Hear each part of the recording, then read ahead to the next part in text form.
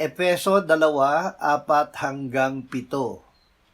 Ang Diyos palibhasa'y mayaman sa awa dahil sa kanyang malaking pag-ibig sa atin, maging noong tayo'y mga patay sa pamamagitan ng ating mga pagsuway, binuhay niya tayo kay Kristo.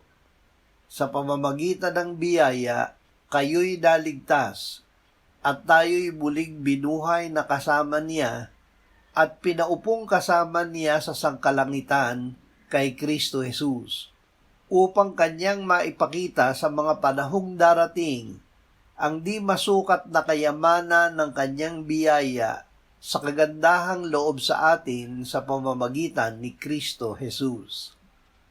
Dahil sa biyaya na tinanggap ng pananampalataya, tayo ay naligtas dahil sa biyaya ng Diyos na ating tinanggap sa pamamagitan ng pananampalataya. Tayong lahat ay patay sa kasalanan, ngunit tayo ay iniligtas ng Diyos.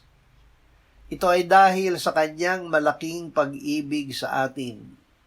Sinugo niya ang kanyang bugtong na anak sa sanlibutan upang tayo'y mabuhay sa pamamagitan niya.